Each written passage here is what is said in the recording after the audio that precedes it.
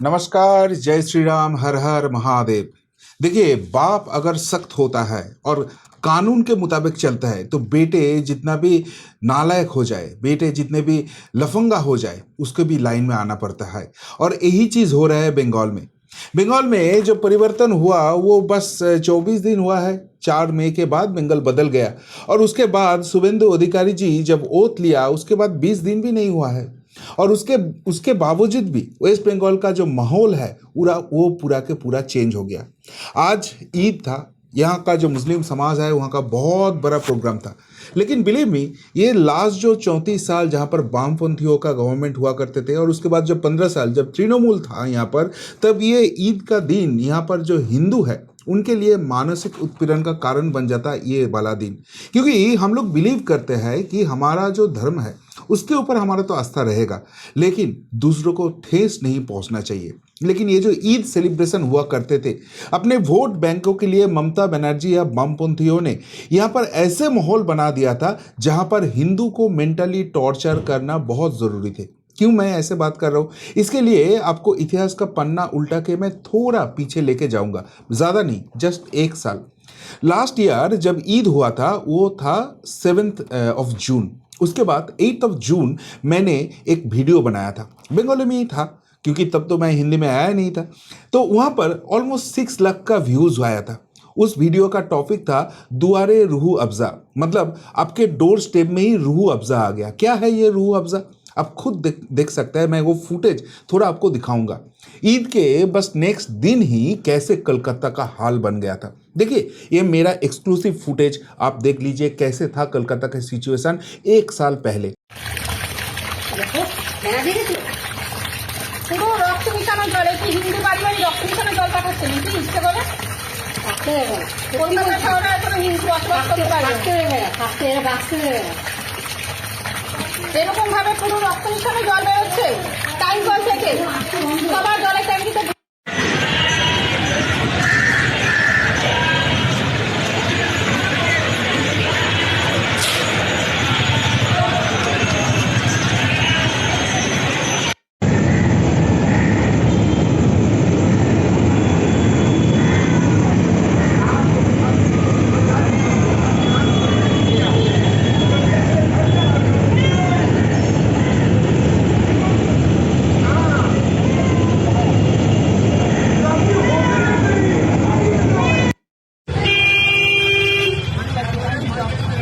ये वाला पूरा ब्लड वाला पानी है।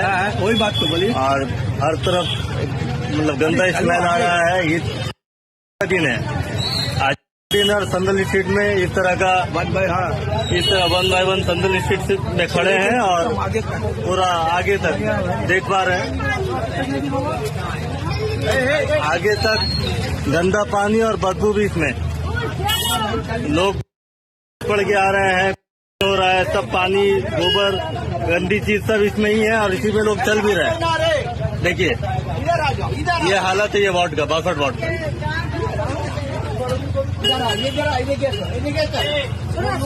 का। देखा दोस्तों, ऐसे यहाँ पर कुर्बानी के नाम में गौ माताओं को जो हत्या होते थे वो ओपनली स्लॉटर होते थे। और वहाँ पर स्पेशली जो हिंदू एरिया है वहाँ के आजू बाजू का जो मुस्लिम है उनको फोर्स किया जाता था कि आप ऐसे काम करो। और उसके बाद जो खून होता था वो रास्ते में ऐसे ही फैला जाते थे। ऐसे ही म्यूनिसिपैलिटी का जो पानी आ रहा था उसके अंदर मिक्स हो जाते थे। आप सोच लीजिए यहाँ पर जो हिंदू है, स्पेशली जो वेजिटेरियन है, उनके धर्मों भावनाओं पर कितना बड़ा चोट आता था। लेकिन यही था यहाँ का ट्रेडिशन। अब धर्म भावना छोड़ दीजिए, क्या ये हाइजेनिक था? ऐसे जो सिचुएशन था, जो कॉरपोरेशन कर रहे थे, जो पानी के साथ ऐसे गौ माताओं का ब्लड मिल रहे थे, ये क्या कैसे आपका हेल्थ का कंडीशन रहेगा इसके बाद? लेकिन यही स्टेटस हुआ करते थे।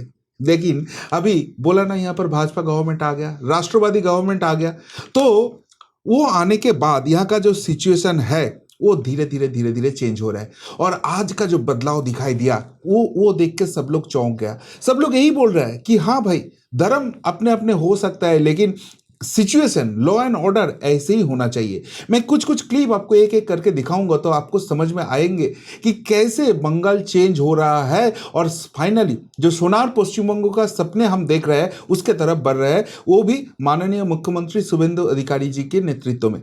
पहले ही मैं आपको दिखाऊंगा पार्क सर्कस एरिया। देख लीजिए, यहाँ पर ये पार्क सर्कस वही 7 पॉइंटर एरिया है जहां पर कुछ दिन पहले पत्थरबाजी हुआ था, भयंकर पत्थरबाजी हुआ था। पुलिस को वहां पर हैंडल करने के लिए लाठीचार्ज करना पड़ा। यहाँ पर हमेशा से ऐसे ही होता था, लेकिन यहाँ पर जो मुस्लिम भाइयों है वो अभी चेंज हो रहा है। टोपी से बस बाइक में नहीं चल रहा है, हेलमेट के साथ जा रहा है, और सिग्नल अगर रेड है तो बेसब्री से इंतजार कर रहा है, लॉ एंड ऑर्डर को ऐसे ही फॉलो कर रहा है। आपको चौंकने वाले बात लगेगा कि भाई इसमें बड़े बात क्या है। हाँ, यही बड़े बात है। अगर आप मुस्लिम है तो लॉ को मानने का कोई जरूरत नहीं है। ये खुलेआम सर्टिफिकेट तृणमूल ने इसको दिया था, और इसके लिए वेस्ट बंगाल का सिचुएशन इतना खराब था। मैं आपको दूसरे एक वीडियो फुटेज दिखाता हूँ। ये है रेड रोड का फुटेज।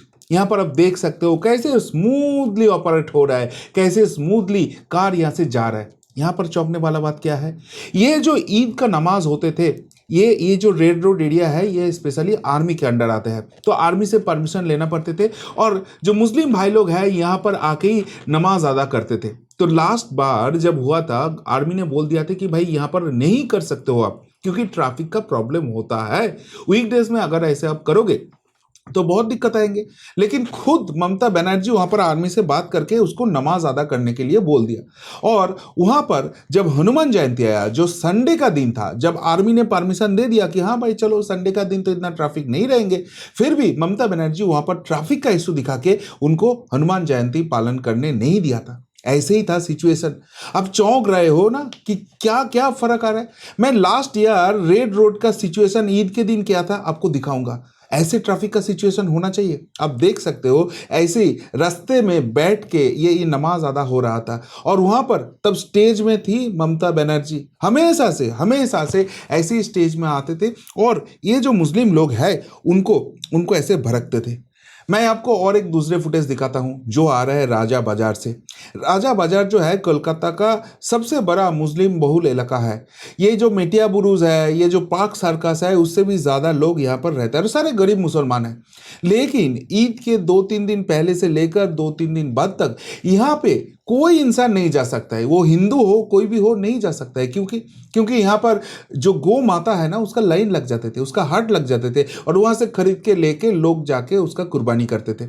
और सबसे बड़ी बात है यहाँ पर इतना ब्लड शेड होता था, इतना खून खराबा यहाँ पर देखने को मिलता था कि कोई भी आम इंसान वो देख के उसका दिल का धड़कन बढ़ जाते, तो लोग यहाँ पर चल नहीं सकते थे। लेकिन उस राजा बाजार का सिचुएशन अभी ऐसे आ गया है, तो आपको क्या लगेगा कि यहाँ पर भाजपा का गवर्नमेंट जब फॉर्म हुआ तो मुस्लिम लोगों के ऊपर बहुत अत्याचार चल रहा है, वो लोग नाखुश है, उसको नमाज भी अदा करने का मौका नहीं मिल रहा है। नहीं, ऐसे सिचुएशन नहीं है।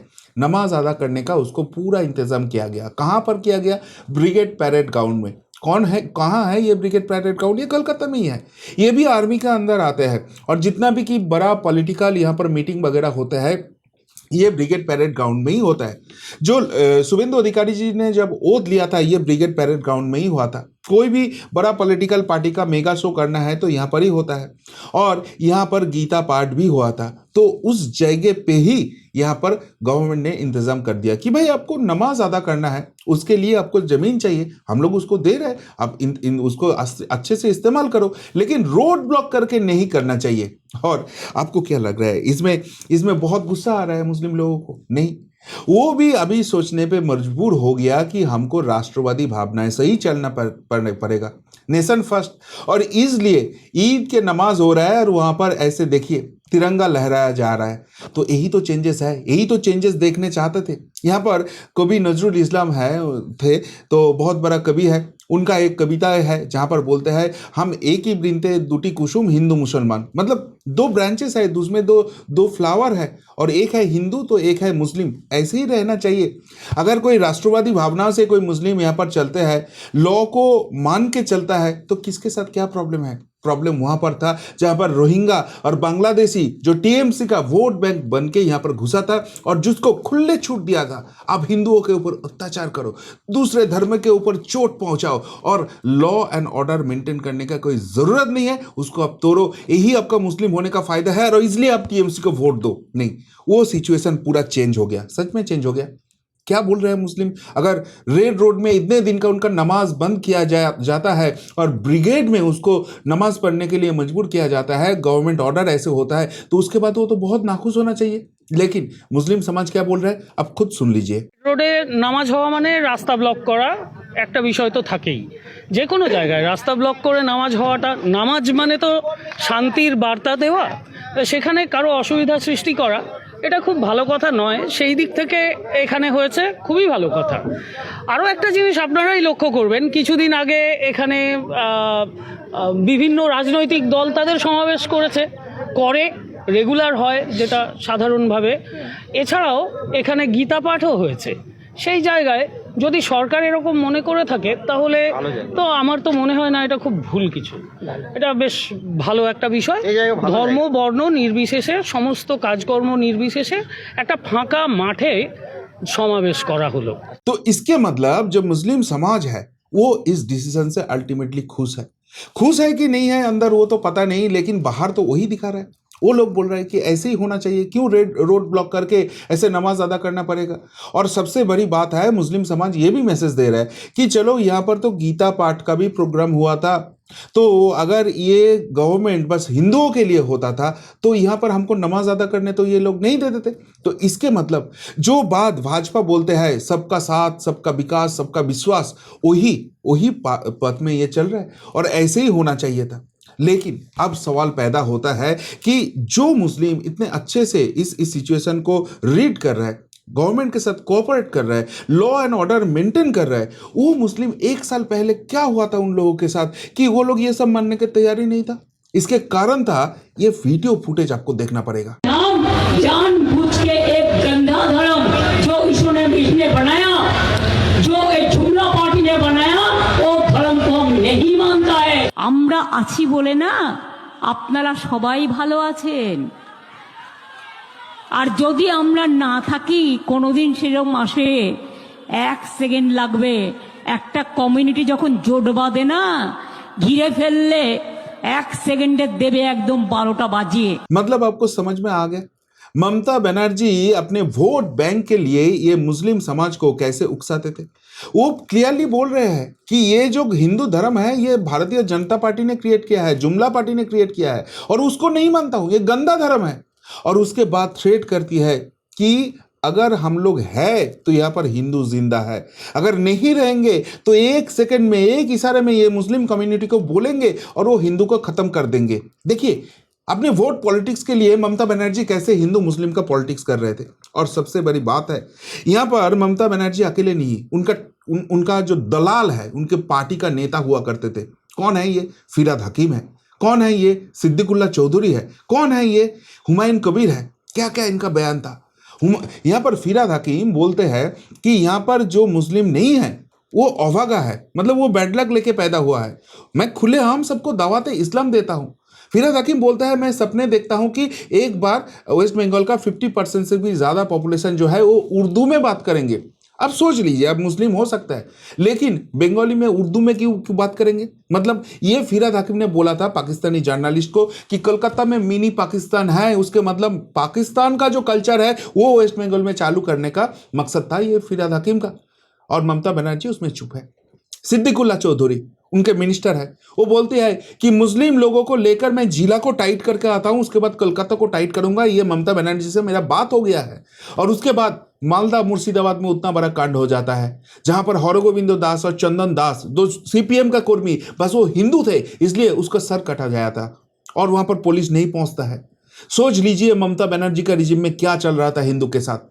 वहां पर हुमायूं कबीर क्लियरली बोल देते हैं मुर्शिदाबाद जिला जहां पर हिंदू वहां पर माइनॉरिटी है, मुस्लिम 70% है, तो ये हुमायूं कबीर बोलते हैं मुझे 2 सेकंड टाइम नहीं लगेगा, ये 30% हिंदू को काट के मैं वहां पर गंगा में भसा दूंगा। और ममता बनर्जी चुप रहते हैं।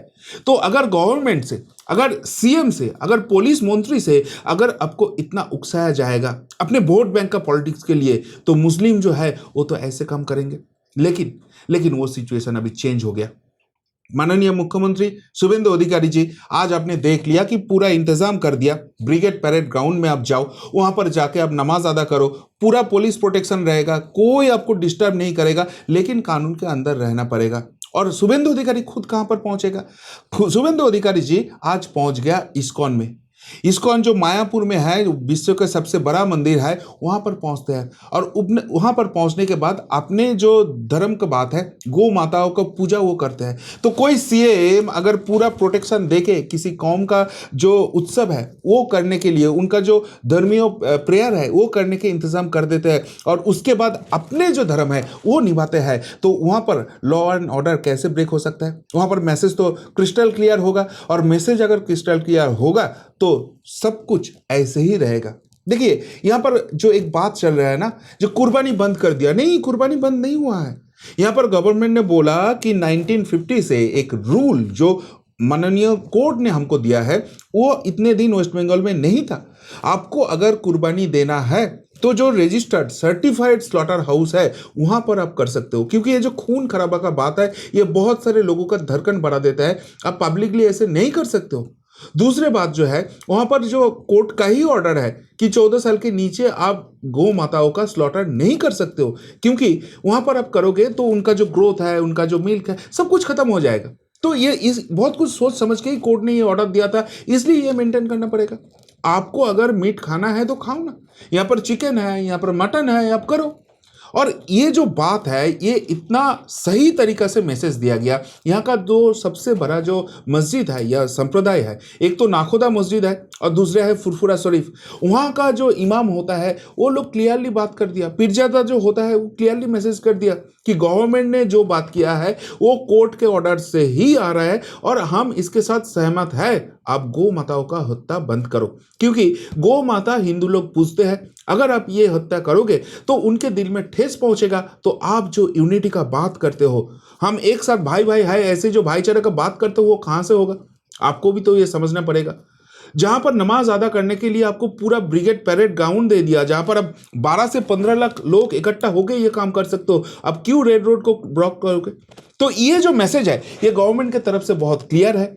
कोई उकसाने का बात नहीं है, कोई हिंदू मुस्लिम का भेदभाव नहीं है। यही चलना चाहिए गवर्नमेंट का, और वो शुभेंदु अधिकारी जी करके दिखाया। और जब ये कर दिया तब मुसलमान समाज को भी ये समझ में आ गया कि यहाँ पर अभी जो इंडियन है, नेशनलिस्ट है, वो हिंदू है या मुस्लिम है कोई फर्क नहीं पड़ता, उनको ही राज चलेगा। अगर कोई कानून अपने हाथ में लेने का कोशिश करेगा या यहाँ पर दूसरे धर्मों को ठेस पहुंचाने का कोशिश करेगा तो उसके साथ जो होगा वो कानून के मुताबिक ही होगा और वो बहुत सही नहीं होगा। और इसलिए बंगाल का मुस्लिम भी बदल रहा है, बंगाल बदल रहा है, वो सोनार पश्चिम बंगों के तरफ प्रोसीड कर रहा है और उसमें मुस्लिम भी अभी योगदान देने के लिए पूरा के पूरा तैयार है। यही आज ईद का सबसे बड़ा मैसेज है और इसलिए पूरा बंगाल बदल गया, पूरा एटमॉस्फेयर जो है वो चेंज हो गया। और इस एटमॉस्फेयर में ममता बनर्जी जैसे हिंदू मुस्लिम को डिवाइड करने वाला औरत का कोई स्थान नहीं है, वो भी बंगाल आज पूरा दिखा दिया। क्या बोलेंगे बंगाल का ये सिचुएशन लेके? अगर कुछ बोलना है तो जरूर कमेंट करके बताइए। अभी के लिए इतना ही, नमस्ते।